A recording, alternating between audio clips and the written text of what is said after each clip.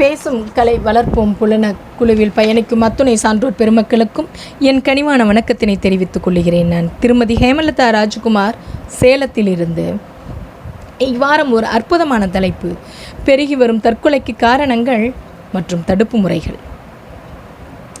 அன்னையின் கருவில் கலையாமல் பிறந்தாயே, அப்போதே மனிதானி ஜெயித்தாயே. கஷ்டங்களை தாங்கு வெற்றி உண்டு, மேடு பள்ளம் தானே வாழ்க்கை இங்கு. கனவுகள் காண தூக்கம் கொன்று நடந்திடும் என்று நம்பு இன்று. அன்னையின் கருவில் கலையாமல் பிறந்தாயே, அப்போதே மனிதா நீ ஜெயித்தாயே. விதி என்ன செய்யும், வினை என்ன செய்யும், உறுதியுடன் நீ இருந்தால் ஒவ்வொருவருக்கும் வாழ்க்கையில் உச்சக்கட்ட சோதனை, துன்பம், விரக்தி ஒரு நிலை ஏதாவது ஒரு தருணத்தில் வரும். வறுமை, இயலாமை, பழிச்சொல், துரோகம், எதிர்பாராத சோகம், பிரிவு என ஏதாவது ஒரு ரூபத்தில் துன்பம் நம்மை தாக்கும். அந்த தருணத்தில் நமக்கு இருக்கும் கடவுள் நம்பிக்கையை கூட அசைத்து பார்த்துவிடும். உரலில் அகப்பட்டது உலக்கை என்பது போல அதிலிருந்து எந்த சேதாரமும் இல்லாமல் தப்பித்து வருவதென்பது அத்துணை எளிமையல்ல. அந்த சமயத்தில் என்ன ஆறுதல், எங்கு தேடினாலும் மனதிற்கு அமைதி கிடைப்பதில்லை.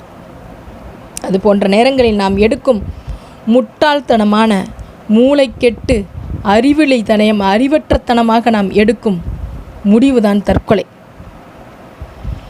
ஒரு அதிர்ச்சியான தகவல்: கடந்த 10 ஆண்டுகளில் 17 லட்சம் மாணவர்களே இறந்திருக்கிறார்கள். மாணவர்களே 17 லட்சம் என்றால் பொதுமக்களின் நிலை. ஒரு 40 நிமிடத்திற்கு இந்தியாவில் ஒரு 40 நிமிடத்திற்கு ஒரு மாணவன், ஒரு பொதுமக்களில் ஒருவர் என்று தற்கொலை செய்து கொள்கிறார் என்ற அதிர்ச்சிகரமான தகவல் நமக்கு கேட்கும்போது இதயமே நொறுங்குகிறது. சான்றோர் பெருமக்களே, அது மட்டும் கிடையாது. ஒரு ராமாயணத்தில், நாம் மிகப்பெரிய காவியமாக நினைக்கும் ராமாயணத்தில், அனுமன் ஒரு முறை சீதையை தேடி இலங்கைக்கு செல்லுகின்றான். இலங்கையின் பல இடங்களில் சீதையை தேடி பார்க்கிறார். சீதை கண்ணுக்கு தென்படுவதே இல்லை. ஆக என் மனம் உடைந்து தான் தற்கொலை செய்து கொள்ளலாம் என்று கடலுக்கு செல்லுகிறார். கடலுக்கு சென்று மலை உச்சியில் இருந்து எட்டி குதிப்பதற்காக காத்திருந்த நேரம் ஒரு நிமிடம் யோசித்து பார்க்கிறார். என்னவென்று, இந்த ஒரு முறை தேடி பார்ப்போம், சீதை கிடைக்கவில்லை என்றால் நாம் இறந்து விடுவோம் என்று நினைக்கிறார். அந்த முறை தேடி சீதையை கண்டுபிடித்து விடுகிறார். நாம் கடவுளாக எண்ணும் அனுமனே அந்த நிலை ஏற்பட்டு மீண்டு வந்திருக்கிறார். நாம் எப்படியெல்லாம் அதற்கான வழியை தேடி இறந்து போகிறோம். எத்தனை அற்புதமான வாழ்க்கையை நாம் இழந்து விடுகின்றோம். நம் எல்லோரும் அறிந்த கவிஞர் வாலி. அவர் இறுதி நாள் வரையிலும் தனது பாடலை எழுதி கொடுத்திருக்கக்கூடிய ஒரு அற்புதமான உழைப்பாளி. நாம் அவருடைய கதையை மட்டும் பார்ப்போம். எதற்கெடுத்தாலும் இறைவனையே வசைப்பாடுவதை நாம் நிறுத்திக்கொள்வோம். ஸ்ரீரங்கத்திலிருந்து சினிமா ஆசையில் சென்னைக்கு புறப்பட்டு வருகிறார் வாலி.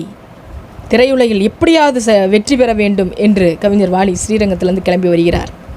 நாடக சபாக்கள், ஆல் இந்திய ரேடியோ என்று தனக்கு கிடைத்த அத்தனை இடங்களிலும் தனது திறமைகளை வெளிப்படுத்துகிறார். ஆனால் அவர் எதிர்பார்த்த திரையுலக பிரேக் அவருக்கு கிடைக்கவே இல்லை. போதிய வருமானமின்றி அவரால் சென்னையில் வாழ இயலவில்லை. வாய்ப்பு வந்தாலும் ஏதும் சொல்லிக்கொள்கிற அளவுக்கு அவருக்கு இல்லை என்பது வருத்தத்துக்குரியது தான். நாகேஷும் வாலியும் ஒரே அறையில் தங்கியிருந்தார்கள். அந்த காலகட்டத்தில் அவர்களை பார்க்க பாடகர் பிபி ஸ்ரீனிவாஸ் இருக்கிறார் இல்லையா, அவர் வந்து அடிக்கடி வருவார் அந்த அறைக்கு. ஒன்றாக ஒரு பக்கமாக சேர்ந்து அப்படியே வெளியில் போயிட்டு வருவாங்க. இவர் வாலி மனதுக்குள்ளே நினச்சிக்கிட்டே இருக்கார், சரி இனி சென்னைக்கு நமக்கு சரிப்பட்டு வராது, நம்ம ஊருக்கு போய்விட வேண்டியது தான் என்று முடிவு செய்துவிட்டு தன் பெட்டியெல்லாம் எடுத்து ரெடி பண்ணி ஸ்ரீரங்கத்துக்கு தயாராகிறார். அந்த நேரம் அங்கே வந்த பிவி ஸ்ரீனிவாஸ் சுமைதாங்கி படத்திற்காக இன்று ஒரு பாடல் பாடினேன் நண்பர்களே, நீங்கள் கேட்டு மகிழுங்களே என்று ஆர்வமுடன் சொல்லுகிறார். வாலிக்கு அந்த ஒரு ஆர்வம் இல்லை என்றாலும் சரி, நண்பர் சொல்கிறார் என்று காரணத்தினால பாடுங்கள், நான் கேட்கிறேன் அப்படின்னு சொல்லுகிறார். ஒரு அற்புதமான கண்ணதாசனுடைய வரிகள். இது பல பேர்த்துடைய வாழ்க்கையவே புரட்டி போட்டு இருக்கிறது என்றால் நம்ப முடியுமா? இது உண்மை என்பதுதான். வாழ்க்கை என்றால் 1000 இருக்கும், வாசல் தோறும் வேதனை இருக்கும். வாழ்க்கை என்றால் 1000 இருக்கும், வாசல் தோறும் வேதனை இருக்கும். வந்த துன்பம் எதுவென்றாலும் வாடி நின்றால் ஓடுவதில்லை, வாடி நின்றால் ஓடுவதில்லை. எதையும் தாங்கும் இதயம் இருந்தால் இறுதி வரைக்கும் அமைதி இருக்கும். மயக்கமா கலக்கமா, மனதிலே குழப்பமா, வாழ்க்கையின் நடுக்கமா. இந்த பாடல் எத்தனையோ பேரின் வாழ்க்கையை புரட்டி போட்டு விடுகிறது. நாம் தற்கொலை எண்ணத்தை விட வேண்டும். தற்கொலை எந்த ஒரு பிரச்சனைக்கும் தீர்வு அல்ல பொதுமக்களே. உண்மைதான், தற்கொலை என்பது ஒரு கோழைத்தனமான முடிவு. தற்கொலை என்பது தன்னுடைய இயலாமையை முழுமையாக வெளிக்காட்டு. அத்தற்சமயம் அந்த துன்பத்திலிருந்து தப்பிச் செல்லலாமே தவிர பிறகு நாம் எடுக்கும் பிறவிகளிலும் அது தொடரும் என்பதை நாம் மறந்துவிடக்கூடாது. எந்த தொல்லையும் எட்டை இருந்து பார்த்தால் மிகச் சிறிதாகவே தெரியும். தற்கொலை எண்ணம் என்பது நமக்கு வராது. வாழ 1000 வழிகள் இருக்கிறது. இது மிகப்பெரிய பிரபஞ்சம், இது மிகப்பெரிய பார். இந்த உலகத்தை எங்கும் பாரடா இப்புவி மக்களை, பாரடா உனது மானிட பிறப்பை என்று பாடினாரே பாரதிதாசன். எதற்காக? எவ்வளவு பெரிய தன்னம்பிக்கையான கவிதை இதெல்லாம். இதெல்லாம் பிள்ளைகளுக்கு நாம் சொல்ல மறந்து விட்டோமா? எங்கு தேக்கம் நிலையை அடைகிறோம்? மதிப்பெண் தேடி ஓடிக்கொண்டிருக்கின்றனவா குழந்தைகள்? பணம் தேடி ஓடிக்கொண்டிருக்கிறோமா பெற்றோர்கள்? உண்மை, மதிப்பெண்ணை மட்டுமே குறிக்கோளாக நாம் வைத்து கொண்டிருக்கிறோம்.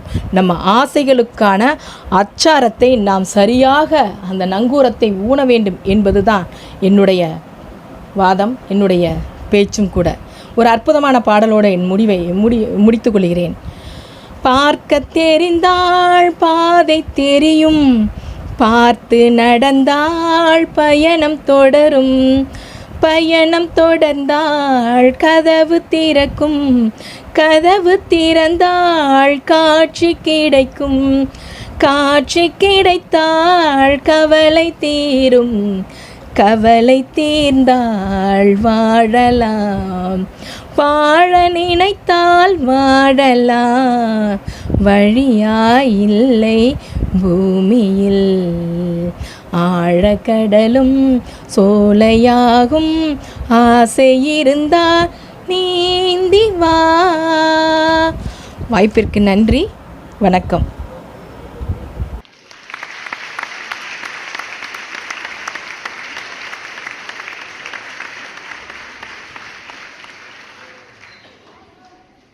இந்த வீடியோ பற்றிய கருத்துக்களை கமெண்ட் பண்ணுங்கள். சேனலை மறக்காமல் சப்ஸ்கிரைப் பண்ணுங்கள்.